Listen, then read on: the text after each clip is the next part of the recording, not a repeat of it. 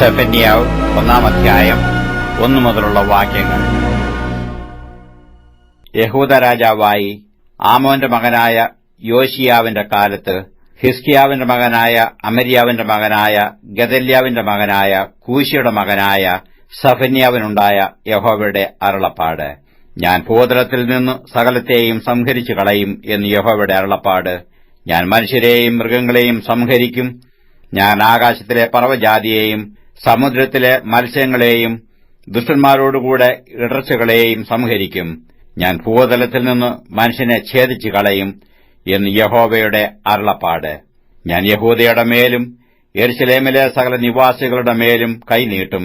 ഞാൻ ഈ സ്ഥലത്തുനിന്ന് ബാലിന്റെ ശേഷിപ്പിനെയും പുരോഹിതന്മാരോടുകൂടെ പൂജാരികളുടെ പേരിനെയും മേൽപ്പുരകളിൽ ആകാശത്തിലെ സൈന്യത്തെ നമസ്കരിക്കുന്നവരെയും യഹോവയെ ചൊല്ലിയും മൽക്കാമിനെ ചൊല്ലിയും സത്യം ചെയ്ത് നമസ്കരിക്കുന്നവരെയും യഹോവയെ വിട്ടു പിന്മാറിയവരെയും യഹോവയെ അന്വേഷിക്കുകയോ അവനെക്കുറിച്ച് ചോദിക്കുകയോ ചെയ്യാത്തവരെയും ഛേദിച്ചു കളയും. യഹോവയായ കർത്താവിന്റെ സന്നിധിയിൽ മിണ്ടാതിരിക്ക. യഹോവയുടെ ദിവസം അടുത്തിരിക്കുന്നു. യഹോവ ഒരു യാഗസദ്യ ഒരുക്കി താൻ ക്ഷണിച്ചവരെ വിശുദ്ധീകരിച്ചുമിരിക്കുന്നു. എന്നാൽ യഹോവയുടെ യാഗസദ്യയുള്ള ദിവസത്തിൽ ഞാൻ പ്രഭുക്കന്മാരെയും രാജകുമാരന്മാരെയും അന്യദേശവസ്ത്രം ധരിച്ചിരിക്കുന്ന ഏവരെയും സന്ദർശിക്കും. അന്നാളിൽ ഞാൻ ഉമ്മരപ്പടി ചാടിക്കടക്കുന്ന ഏവരെയും സാഹസവും വഞ്ചനയും കൊണ്ട് തങ്ങളുടെ യജമാനന്മാരുടെ വീടുകളെ നിറയ്ക്കുന്നവരെയും സന്ദർശിക്കും. അന്നാളിൽ മത്സ്യഗോപുരത്തിൽ നിന്ന് ഉറക്കെയുള്ളൊരു നിലവിളിയും രണ്ടാമത്തെ നഗരാംശത്തിൽ നിന്ന് ഒരു മുറവിളിയും കുന്നുകളിൽ നിന്ന് ഒരു ധടധട നാദവും ഉണ്ടാകും എന്ന് യഹോവയുടെ അരുളപ്പാട്. മക്തേശ് നിവാസികളെ മുറയിടുവീൻ. വ്യാപാരിജനമൊക്കെയും നശിച്ചുപോയല്ലോ. സകല ദ്രവ്യവാഹകന്മാരും ഛേദിക്കപ്പെട്ടിരിക്കുന്നു.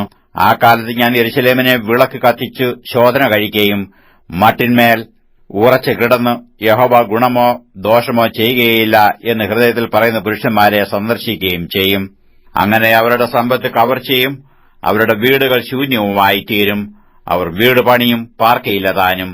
അവർ മുന്തിരിത്തോട്ടമുണ്ടാക്കും, വീഞ്ഞു കുടിക്കയില്ലതാനും. യഹോവയുടെ മഹാദിവസം അടുത്തിരിക്കുന്നു.